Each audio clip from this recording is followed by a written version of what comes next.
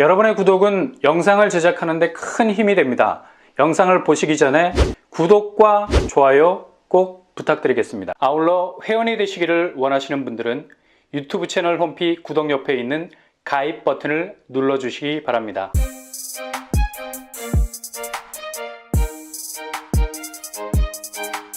안녕하세요. 오빠무랑 한복독방입니다. 지금 집주인들 중에 정말 한탄을 하는 소리가 파도를 넘어서 그냥 쓰나미가 돼서 부동산 시장 자체를 쓸어버릴 위기감으로도 번지고 있습니다.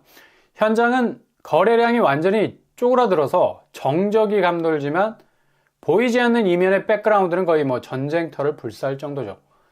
집 내놓은 지 1년째인데 깜깜무소식입니다. 이 소리가 거의 노멀한 집주인들의 신세 타령에 가까운 말이 됐고요. 마음 비우고 호가 1억 내렸다는 소리는 이미 한두 달 전에 있었던 얘기고, 지금 거의 2억 이상을 내리겠다는 집주인들이 줄을 섰는데 이마저도 턱없이 부족해 보이는 액수죠. 지금 2억 집값 내려서 쇼부를 치겠다는 건 거의 모험인데, 아니 누가 기껏 2억 내린 집을 사려고 하겠습니까? 적어도 그동안 올랐던 시세 상승분을 결자 해지할 줄 아는 그런 담력이 있어야 되는 건데, 이렇게 깨작깨작 액수 단위를 내렸다가는 절대로 집이 나가진 않죠. 부동산 소장들이 대부분 급매로 내놓는 물건에 대해서는 현실적으로 입질이 오기 위해서는 대체로 최소 30%는 가격을 내려놓아야 한다는 분위기 파다해져 가고 있고요. 10억 정도 하면 7억 정도 근사치, 이것도 지금 분위기상으로는 그리 근사하게 꽃가마 태워줄 사람이 잘 나타나질 않을 겁니다. 샘플상으로 내놓은 가격대지만 실제로 집주인들이 내년으로 넘어가게 되면 더 매도치기가 어려울 것으로 보고 있기 때문에 1월 정도쯤에선 정말 마구잡이로 던지는 매물들이 믿기 어려운 가격에 급매로 나올 가능성 아주 많습니다. 지금 마지노선을 12월 달로 보고 있고요. 아무리 미국 연준의 양적 완화 제스처가 있었어도 특별히 한국 부동산 집값 부분에서는 메리트가 별로 없다.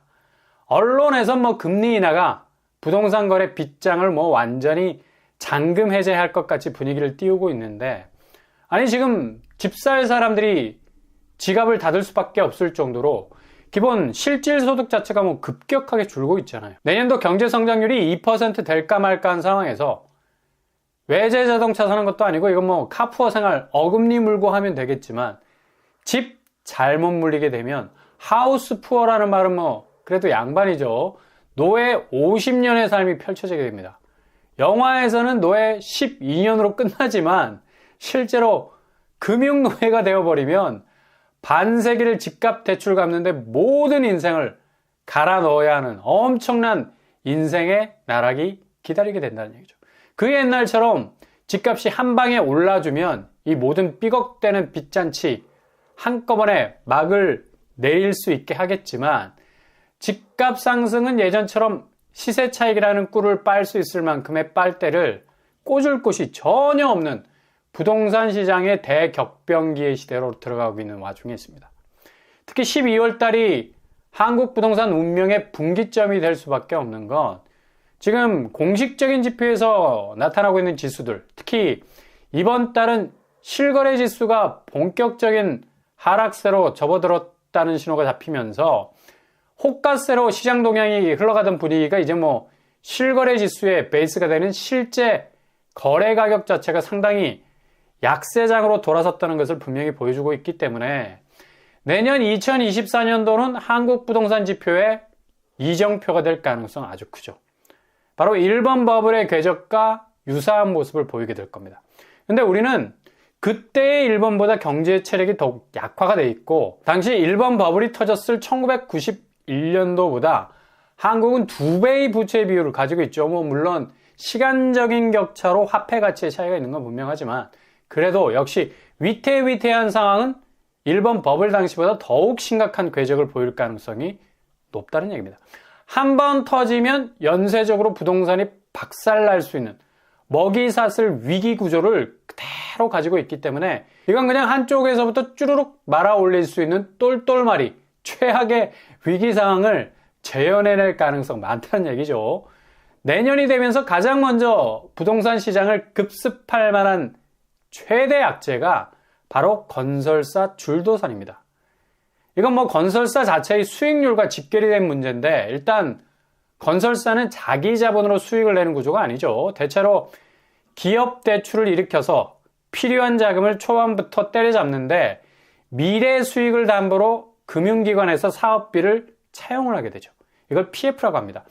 호황일 때야 뭐 전혀 문제가 없죠. 어차피 주택사업이라는 게 분양만 제대로 선순환되면 자금이야 얼마든지 수익을 내는 와중에 돌려막을 수 있는 숨통이 트이게 되는데, 불황이 터지기 시작을 하면 그때부터 자금이 딱 막히기 시작을 하는 겁니다. 일명 우발 채무라고 하는데, 시행사가 부도가 나버리면 보증을 한 시공사가 채무를 고스란히 떠안게 되죠. 근데 지금 부동산 PF 대출 잔액이 9월 말 기준으로 134조 원에 달합니다. 어마무시한 규모죠. 근데 중요한 건 내년 상반기에 PF 만기가 돌아오는 건설사들, 특히 덩치가 이만저만한 곳이 아닌 곳들, 대형 건설사들도 포함이 되어 있는데요. 지금 상당 부분 자금 경색이라는 최대 난제를 맞은 곳들이 은근히 많다는 겁니다. 당장 서울에서, 그것도 일부에서만 분양이 성공적인 곳 빼고는 거의 모든 분양단지들은 거의 물을 먹고 있는 와중에 있습니다. 매매 시장에서 집을 살 수요가 거의 가끈히 떨어진 지 오래고, 당연히 이전처럼 분양시장이 주변 시세 대비 반값으로 나왔던 실익이 분명했던 그 가격대 죄다 사라졌잖아요. 건설사 수익에만 초점을 맞추다 보니까 분양가는 뭐 거의 어마어마한 진입장벽을 세우고 있습니다. 누구나 지원할 수 있는 곳이 아예 완전히 사라지고 있는 상황이에요. 당연히 분양 참패는 연속적으로 이어질 수밖에 없는 거고요. 건설사는 이 와중에도 분양가 낮추면 수익률이 더 떨어질 수밖에 없다는 그런 생각 때문에 악다구니로 무주택자를 위한 분양이 아니라 다주택자를 위한 선착순, 무순위 선상에서 분양을 마무리 지으려 하기 때문에 청약시장은 완전 개판 5분 전이 다 된 지 오래입니다. 그러니 누가 손쉽게 청약을 할 수 있겠습니까? 극단적으로 그동안 키워왔던 청약통장 뭐 불황이기도 해서 이참에 그냥 찢어버리는 거죠. 그러니 지금 PF 연체율이 2.4% 정도로 쑥 하고 올라가고 있습니다. 이게 부동산 PF 연체율이 증가한다는 건 그만큼 건설사 수익률이 악화가 된다는 얘기고, 결국 자금 경색으로 그동안 사업자금 땡겼던 금융회사에 그 돈을 제때 갚지 못하게 되는 부실이 생기게 되는 건데, 충격적인 건 국내 굴지의 대기업 건설사도 포함이 되어 있다는 얘기죠. 롯데건설 시행사에 대한 PF 우발 채무 4조 9천억 정도로 추산하고 있는데요. 나이스 신용평가에서는 자기 자본에 대비해서 과도한 수준이라는 평가를 내리고 있죠. 특히 전체 PF 보증 사업장 중에 미착공 현장이 차지하는 비중이 높은 점은 상당히 지금 건설 경기 침체 상황에선 당연히 재무 위험을 확대할 수 있는 요인이 될 수가 있다는 얘기입니다.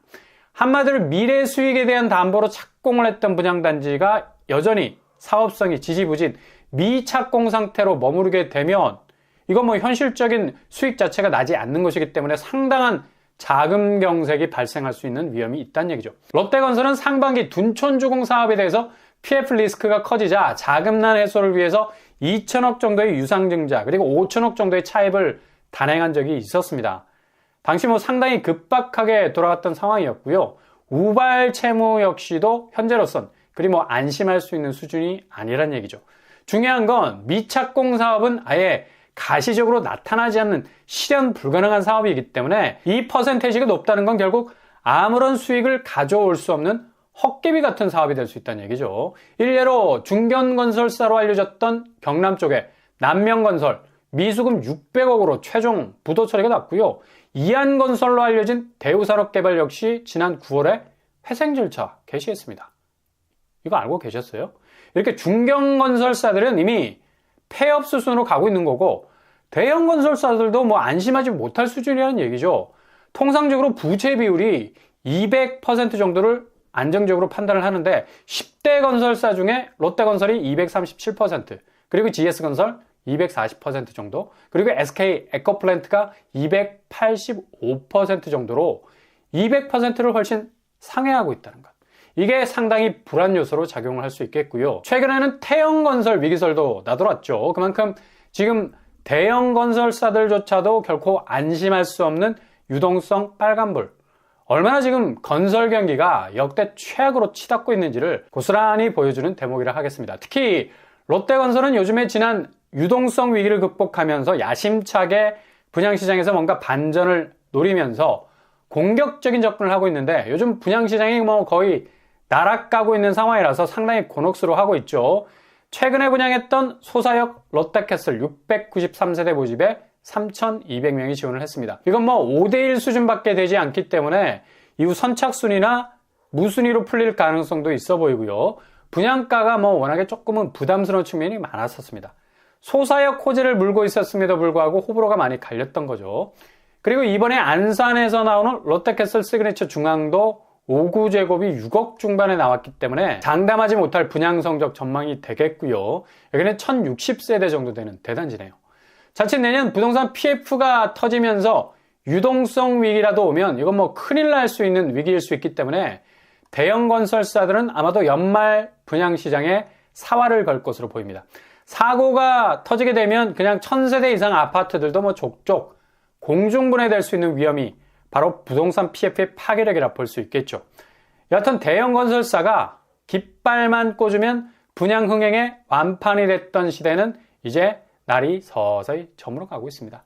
매매 시장에서는 뭐 집주인들이 집이 안 팔려서 2억 가까이 낮춘 급매물 쏟아내면서 집을 내놓고 있지만, 이마저도 뭐 팔리지 않는 거의 거래 자체가 전후좌우로 꽉 막혀있는, 심지어 송파구와 마포구에서도 이런 매물 호가 움직임이 보이는데도 매수세는 절대로 꽉 붙들어 매고 있는 스탠스 바꾸지 않을 겁니다. 집값이 너무 올랐어. 그동안 야금야금 그렇게 실거래가가 정점을 찍었던 궤적, 비정상적인 오름세 아니었습니까? 무슨 닭장 같은 아파트가 15억이 넘어가 버리니까 그냥 아서라 말아라 쳐다보지도 않았던 거고, 집값 붕괴 시점에서는 확실하게 땅에 착륙할 수 있는 수준까지 안착하지 않는 이상 매수세는 웬만해서는 붙지 않을 겁니다. 지금 서울 자치구 집값 하락세 보세요. 노도강은 따놓은 당상이야. 항상 부동산 지형도에 이상 징후가 발생하면 그 전조현상으로 가장 뚜렷한 조짐을 보여주는 곳이기도 하고요.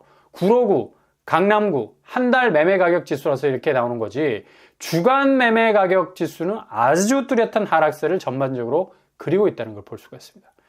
매매 시장이 이 정도 궤적으로 엄청난 속도를 붙여가면서 하락하고 있는데, 분양시장에서 건설사 수익률을 담보한 압도적인 분양 성공은 기대하기 어려운 거 당연한 일이죠.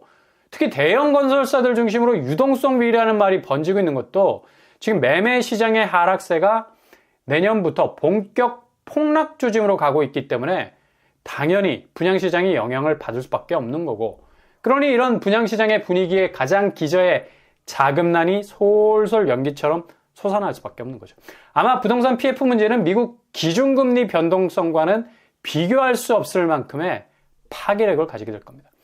말이 뭐 우발채무지, 이건 올해 2023년도 내내 거의 시커멓게 속이 타들어갈 만큼의 부동산 전체판을 날려버릴 수 있는 가장 위험한 요소였고요. 그리고 지금도 여전히 진행형으로 흘러가고 있는 리스크입니다. 대형 건설사는 의뢰의 우량 건설사로만 각인돼 있었던 생각들이 이제는 분명한 모니터링, 얼마나 자금 경색을 동반한 부동산 PF 문제를 야기할 수 있는지도 들여다봐야 하는 시점인데, 이게 터지게 되면 고스란히 피해는 일반 수분양자에게로 돌아갈 수도 있다는 얘기입니다. 그러니 지금 상황에선 절대로 고분양가로 쏘는 곳은 잘 거르셔야 하고요. 청약은 자칫 잘못하면 평생 그걸 떠안고 가야 하는 위험 부담이 많은 선택지가 되어버렸습니다. 이게 무주택자들에겐 정말 씁쓸한 일이 되어버린 거죠. 다른 한편으론 매매 시장의 집값이 제대로 시세 상승분 반납하고 정상적인 궤도로 돌아올 것을 기다리면서 골든타임 잡으신다면 내년 상반기에는 아주 좋은 기회도 충분히 만날 수 있을 겁니다. 그러니 너무 서두르지 마시고 지금 돌아가는 부동산 전체 판도를 잘 읽으시면서 준비, 대비, 채비하시면 되겠습니다.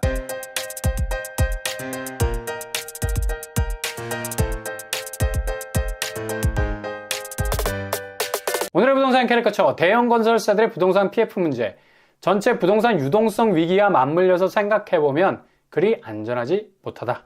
대부분 자기 자본 비율보다 미래 수익을 담보로 자금을 끌어와서 사업을 하다 보니까 막상 지금 분양시장이 된서리를 맞고 있는 시점에선 상당한 리스크로 작용이 될 가능성 크고요.